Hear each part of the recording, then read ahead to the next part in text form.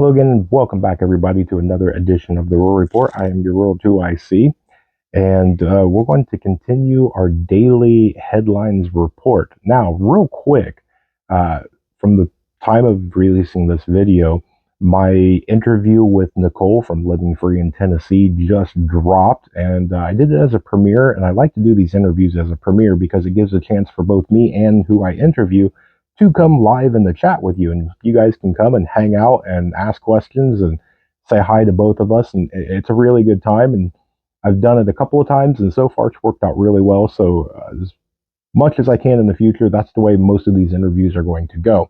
Speaking of those, um, I did that with both Local Prepper on last Saturday, and it was really good. If you haven't seen that, go back and check that out. Today was, as I said, Nicole from Living Free in Tennessee. Again, really, really fun. Then I have JK Survival Bushcraft coming up. I will probably release that on Wednesday. And then I have Southern Tier. That will probably come out Friday. And then I'm working on a couple of other ones that as soon as I get the dates down, I will release, who they are and all that. I like to try and get a date and a commitment down before I do it because I know how things are. People are busy, things fall through and things like that. So, and then one last mention is we will go ahead and do the workshop Wednesday. So it is the live Q&A that we do every Wednesday at 9 p.m. Eastern Standard Time as I am here in Ohio. So, that's all. Let's just jump straight into this because this was a very, very busy news day. So, starting out, let's go ahead and start out in Serbia. So, in Serbia, there's reports coming out that they have deployed anti aircraft systems on the border with Kosovo. Now, we've talked about this in previous ones. Right now, it seems like it's just posturing, okay? They're doing an action, they're doing something. We just kind of little data point, keep your eyeball on it, okay? It's one of those ones that here it is, they're actually doing something, you can physically see them, making a move. We just There's nothing you can do about it. You just wait and see what it is. Is it a drill? Are they actually going to do something? Is it defensive? Do they know something that we don't know? Is it actually offense? Just a data point, okay? That's why we mention it. Now, if we move around a little bit in the world, yesterday there was a massive demonstration that took place in the Moroccan city of Tangier in support of Gaza. Now, we've seen these all around the world, and these are people that are picking sides. Now, this is either pro Israel or pro Hamas slash Gaza, or pro Palestine, and everybody kind of picks their sides, and you see some remain peaceful, some of them turn, a little bit violent to just kind of all out chaos. But we're seeing it more and more around the world. And so I try and kind of pinpoint these so I can kind of see where everything is. And you take the temperature of kind of where the civilizations are and where different countries are. But I guess not to be outdone, there was an even bigger demonstration in Indonesia. So again, here it goes where there's more and more and more. We've seen it here in the United States. We've seen it all over the place. Just data points. Now, we're going to talk about North Korea. And I don't know why, but yes, North Korea is right back in the news. So over in North Korea, there was a picture that was posted onto some social medias and some other different platforms where there was a picture of Kim Jong-un with the big red button and his finger right kind of hovering above it like he was getting ready to press it. Now, under that picture, there was a caption, and it basically said that they are ready to confront the aggression and possible invasion of the US and South Korea, and that they are prepared to use nukes at any time in any place. Now, again, here he is. He's threatening nuclear war, threatening going, puff my chest out. Hey, I've got nukes. I can play with the big boys. The whole world knows he can't, but that's okay. It's him, so we give him his little bit of attention. The only reason that I kind of put this into this is this actually kind of turns into a good chunk of this video for today, because there is a rumor out now. Now, I say rumor, and I don't like to spread rumors and different things. And I don't know if this rumor was based upon that little picture that came out from them. But there is rumors now that are suggesting that North Korea will conduct a provocation ahead of Thanksgiving. Now, this is not a thing of, trying to instill some sort of fear or panic or, run out and do this. I'm not sitting here saying, here, quick, buy my product because North Korea or anything along those lines. Okay. It's not what I'm doing. What I'm saying is, here is something that's out there. Use it to your advantage. You can basically take this as a time and an event. So you go North Korea, there's your who, might do some sort of provocation, a what, by Thanksgiving, a when. So use it as a training drill. You have, by the release of this video, is Monday night, Tuesday, Wednesday, Thursday. So you have 2.5, 3 days ish until something might happen. Use it to your advantage. If nothing happens, what did you do? You did a little training, you did a little drill, and you got a little bit better prepared. Great. That's a great thing. If something does happen, then you used your time wisely and you got better prepared. It's a win-win. I see all these people out here that put all this down going, nothing ever happens, or you see the opposite, where they're like, oh, I have to go in massive debt and do all this and panic and everything. How about we just use it as a training drill? So, but to continue on this, there is now South Korea is now making calls to North Korea to immediately stop its preparation for the launch of a new military spy satellite. I don't know about you, but I've been, as the title of this suggests, been covering the headlines of the news around, the world for a little while now. And I have not seen anything about a launch of a military spy satellite. So this is kind of new to me. But the South Korea chief director of operations publicly came out and issued a stern warning, as the article said, saying that if North Korea does launch, then he will vow to take all necessary measures to protect the people of South Korea. Okay, as you should, I don't blame any leader or any person of some sort of power to not come out and say we're going to protect our people. So, okay, rightfully so. The all necessary measures is the part that's a little concerning because you're not very specific on what you plan to do if North Korea launches, which, in my opinion, if North Korea is going to launch, they're going to launch, okay? There's nothing that nobody's going to say or do that's probably going to stop them because they're that little one that likes to poke. So, we're just going to have to wait and see. Now, is that the provocation? It might be. We'll see. All right, so let's back away from North Korea. Let's switch gears over, and there is now pictures and videos that confirm that the Egyptian foreign minister has arrived in China, and he did not arrive alone. Along with him came the foreign ministers of Saudi Arabia, Qatar, Turkey, Jordan, Palestine, Nigeria, Indonesia, and the Secretary of the League of Arab States.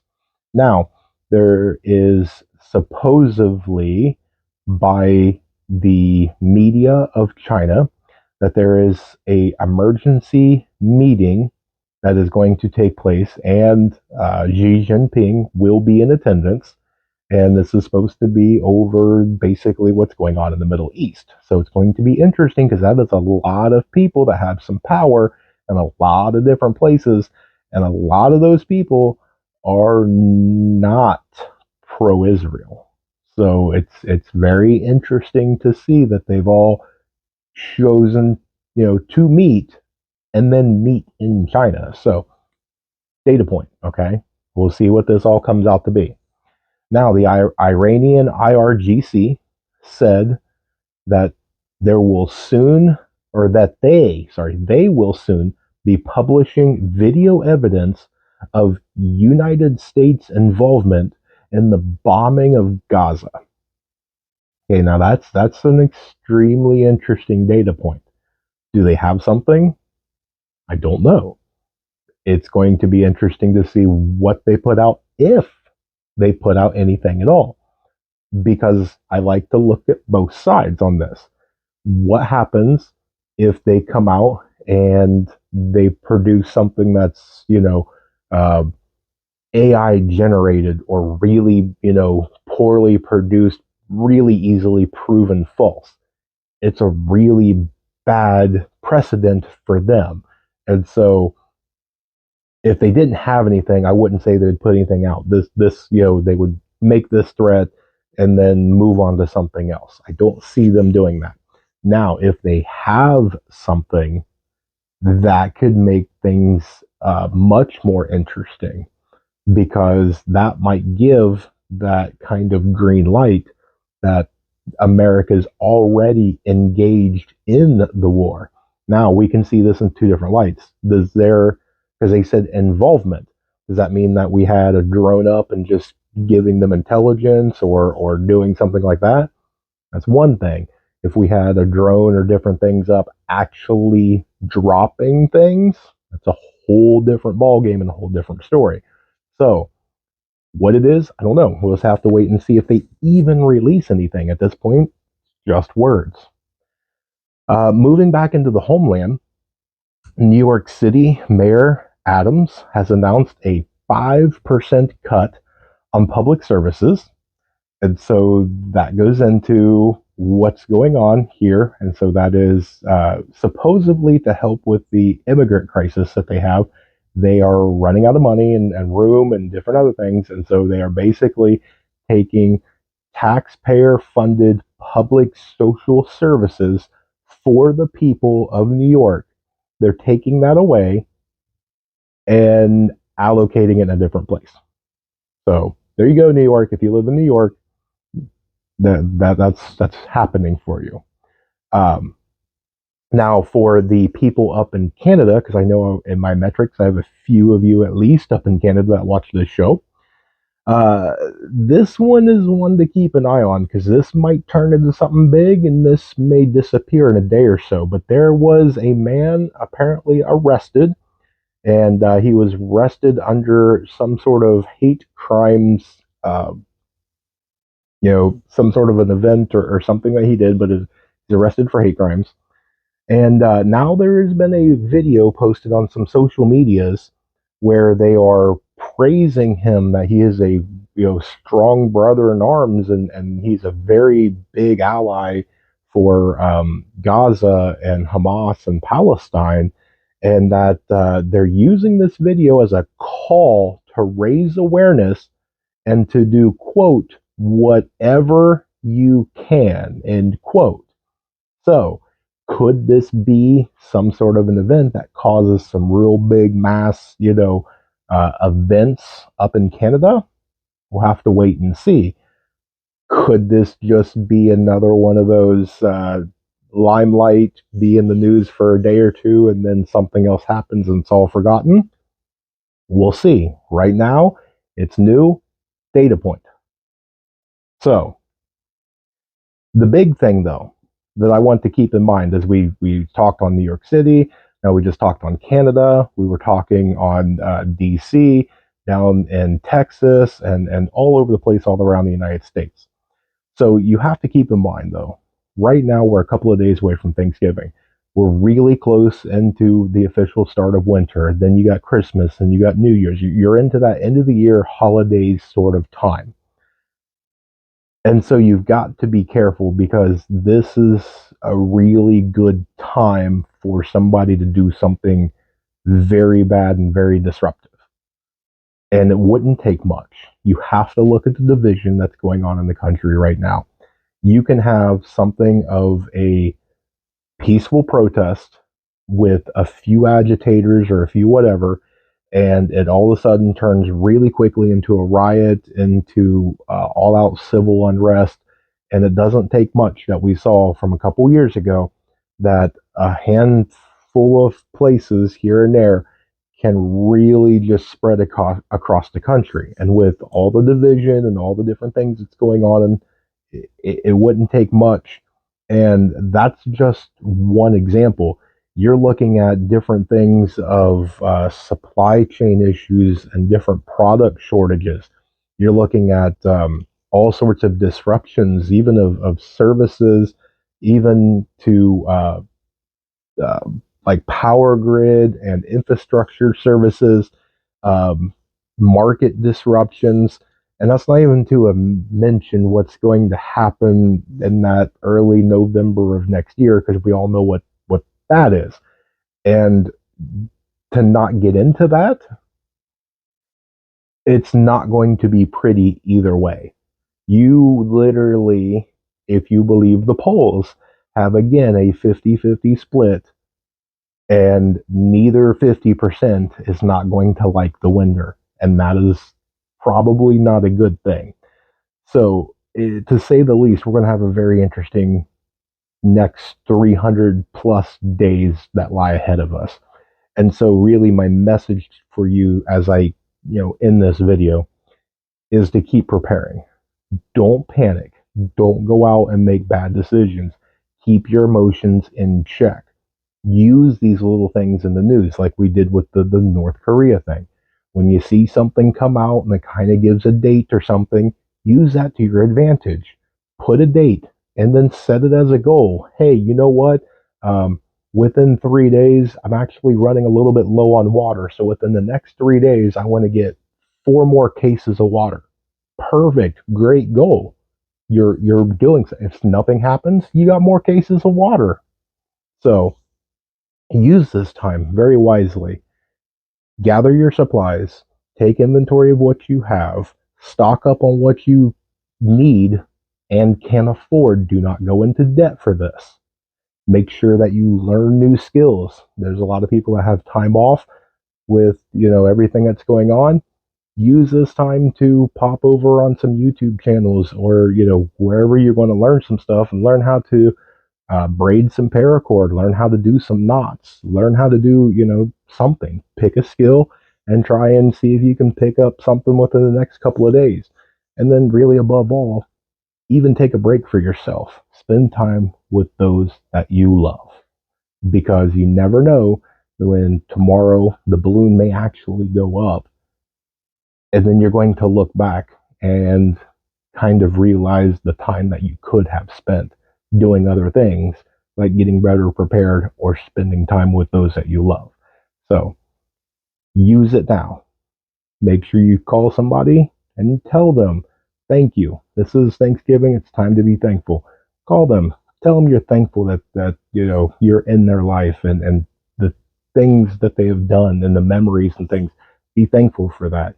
And then look around yourself and be thankful that you're alive. You survived. Be thankful of what you have. Look around at all your skills that you've gained and all the knowledge that you now possess, and look at all the preps that you've done, and just look back and be thankful. So with that, I will sign off. So make sure that you guys join me if you can for this Q&A on this Wednesday. I know a lot of people will be traveling, but we're going to do it anyway. And with that, just try and do your best to stay calm. We're going to get all through this the best we can. Guys, try and have a very blessed night. More information to come. And remember, above everything else, to remain united, because we're all prepping in this together.